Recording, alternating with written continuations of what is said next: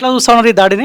దాడిని ఖండించాల్సిందే. ఎవరెవరి మీద దాడి చేసినా ఖండించాల్సిందే. మల్లన్న పోయి కవిత ఇంటి మీద దాడి చేసినా ఖండించాల్సిందే. ఆ! సో ఇప్పుడు ఈ భౌతిక దాడిని కూడా మేము పూర్తిగా ఖండిస్తున్నాం. హ్మ్.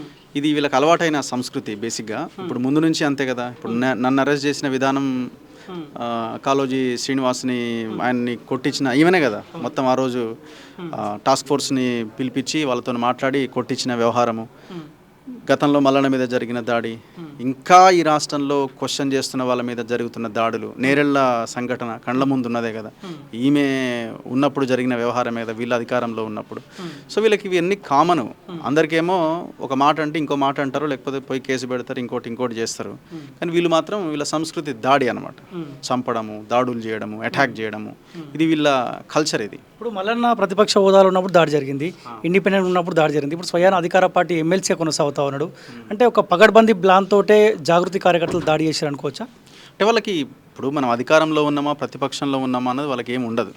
వాళ్ళు ఇప్పుడు అధికారం పోయినా ప్రతిపక్షంలో ఉన్నా మేము అధికారంలోనే ఉన్నామన్న ఫీలింగ్లోనే ఉంటారు. ఎందుకంటే డబ్బు ఉంది కదా, కావాల్సినన్ని భూములు ఉన్నాయి, వందల వేల కోట్ల రూపాయల నిల్వలు అక్కడ పోగుబడి ఉన్నాయి. సో ఎవరిని ఏ రకంగానైనా మేనేజ్ చేయొచ్చు.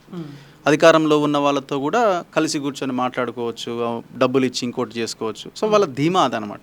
వాళ్ళ దగ్గర దోపిడీ చేసిన సొమ్ము కావలసినంత ఉన్నది. సో కాబట్టి వాళ్ళకి అధికార పక్షం ప్రతిపక్షంలో ఉన్నామా, మనకి వెనకాల పోలీసులు లేరు కదా, ఇప్పుడు ఇవన్నీ ఏమి ఉండవు. అవసరం అనుకుంటే అందరినీ ఒక లైన్లోకి తీసుకురాగలిగే శక్తి వాళ్ళ దగ్గర ఉన్నది. అదే మనీ ఇక్కడ ఇబ్బంది ఏంటంటే తీర్మానం వలన కవితని కించపరిచే రకంగా మాట్లాడినంట. సో ఆ భాష ఎట్లా మాట్లాడతారని చెప్పి వాళ్ళు వచ్చి అటాక్ చేస్తారంట. అంటే ఇప్పుడు ఆ రకంగా ఆయన మాట్లాడే భాష మీకు నచ్చకపోతే డెమోక్రటిక్గా మీరు ఇంకొక తరహాలో మీరు వెళ్ళొచ్చు, కేసు పెట్టవచ్చు, ఇంకేదన్నా చేయొచ్చు. మరి అట్లాగే అనుకుంటే మీ ఫ్యామిలీ మాట్లాడిన బూతులు అసలు ఇది రాజకీయ చరిత్రలోనే ఎవరు మాట్లాడలే కదా. కేంద్ర మంత్రిని కేసీఆర్ అండా అన్నాడు.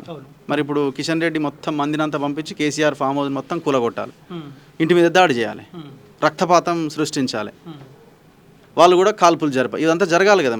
మరి ఆనాడు వాళ్ళు సైలెంట్గా ఉన్నారు. ఇదే కేటీఆర్ ఆనాడు మూమెంట్లో ఆ తర్వాత కూడా లా కొడక అని మాట్లాడిండు. మరి లా అంటే ఏంది? ఆమె కూడా తల్లిని ఉద్దేశించి మాట్లాడినట్టే కదా. మరి మీరు మాత్రం తల్లులు, అవతల మాత్రం కాదా?